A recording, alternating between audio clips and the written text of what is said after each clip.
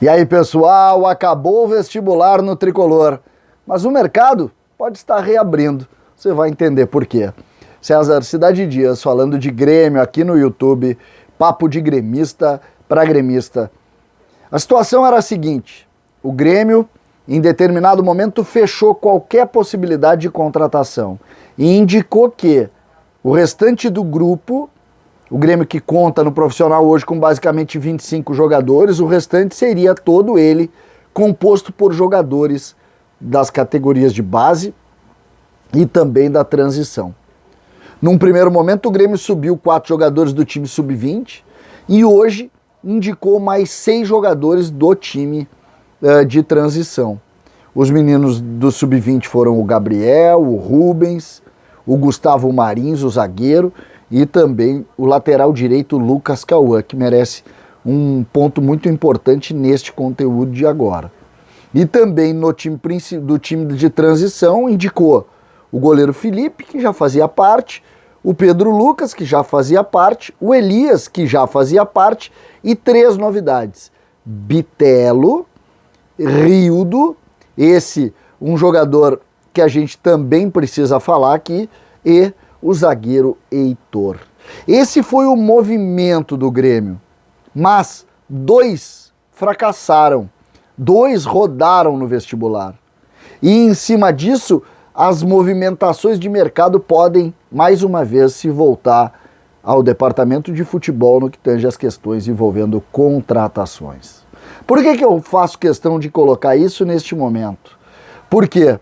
Porque o Grêmio esperava mais de Felipe Albuquerque e esperava mais de Guilherme Guedes. Isso mesmo. Sobretudo do lado direito. Qual é a programação ou qual era basicamente a programação? O Grêmio tinha Orejuela, Léo Gomes ainda com dificuldade, né, com dificuldade física, não está pronto ainda.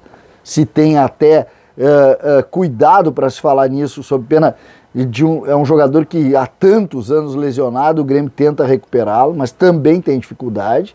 E se esperava que Felipe Albuquerque, emprestado para a Ponte Preta, jogando com experiência de Série B, fosse dar um resultado muito positivo nos 2 jogos que teve contra a equipe, pela equipe de transição, contra as equipes do Caxias e também do Brasil. Mas não foi isso que nós vimos. Nós vimos um Felipe que teve dificuldade e o Grêmio já claramente posicionou que voltará a emprestá-lo e o Grêmio não conta com ele para a construção do grupo que vai enfrentar a Série B. E aí surge a grande questão. A primeira delas, e agora, vai se colocar Lucas Cauã nessa posição.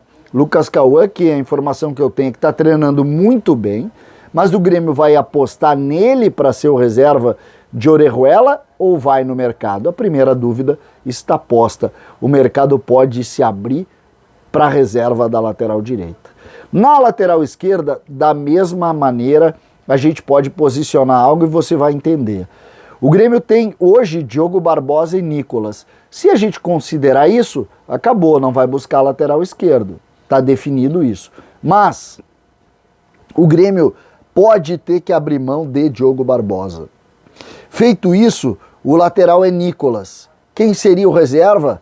Guilherme Guedes, que também não passou no vestibular. E claramente também irá ser posicionado para alguma negociação. Não deve ter sequência no Grêmio, porque nas oportunidades que teve, também enfrentou problemas. Essa é a realidade dessa construção. E agora a gente vai jogar lá para frente. A lateral direita está em questão nesse momento, a lateral esquerda pode entrar em questão no caso do Grêmio, porventura, abrir mão de Diogo Barbosa. No meio-campo eu não entro nessa discussão, porque também o Grêmio pode abrir mão de Thiago Santos, mas Bitelo entra nessa fila de volantes que tem na frente da fila o Thiago Santos, o Lucas Silva, mas tem Vijaçante, tem também jogadores como Fernando Henrique, como o Bobson, como o próprio Sarará e ainda Bitelo, que foi selecionado. Mas lá na frente a situação é um pouco diferente. O Grêmio tem, bem posicionado, o Grêmio tem Benítez e Campaz para ser esse meia. Nas extremas, Se por acaso o Campas for utilizado por dentro, o Grêmio tem o titular Ferreira e o titular Janderson. Aí nós temos o Rildo como opção. Dos dois lados. É pouco. O Grêmio aqui pode também pensar em reforços. Lembrando que o Grêmio tentou em determinado momento o Moisés, tentou em determinado momento o Sorriso do Juventude, o Moisés que era da Ponte Preta e que foi contratado pelo Fortaleza, o Sorriso que era do Juventude foi contratado pela equipe do Bragantino, mas esses dois talvez coloquem a necessidade do Grêmio hoje de buscar reforços, o que já daria um número maior do que o que a gente tinha analisado e imaginado. A lateral direita me parece a mais forte nesse momento, mas eu não descarto mais os homens de lado. A gente esperava, por exemplo, que Vini Paulista pudesse compor também junto com o Rildo, mas não foi essa a opção. Rildo ficou. E Rildo, que tem a confiança de muitos no Grêmio, mas que a gente precisa também posicionar como uma opção hoje. Um jogador que também, de alguma forma, recebe um ponto de interrogação, que foi valorizado por estar entre os profissionais, mas que tem isso. Na frente, no comando de ataque, bom, essa não tem discussão. O Grêmio vai com o Diego Souza como titular e vai com Elias. Esse é um dos pontos que eu acho fundamental, porque Elias tem que chegar na frente de Churin.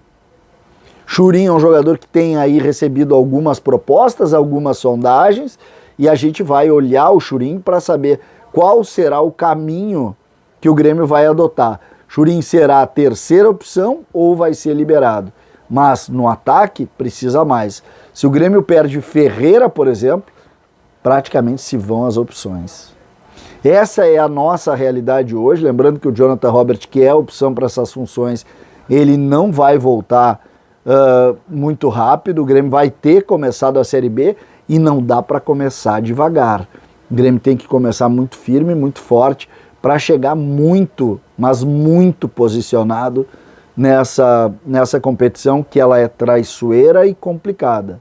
Portanto, o que a gente pode dizer hoje? A lateral direita ligou o alerta para o Grêmio. A lateral esquerda está próxima de ligar. E os homens da frente também parecem receber um certo sinal de alerta para o Grêmio. Se Rildo não funcionar rapidamente, se o Grêmio tiver alguma dificuldade ali, bom, o mercado vai de fato se abrir.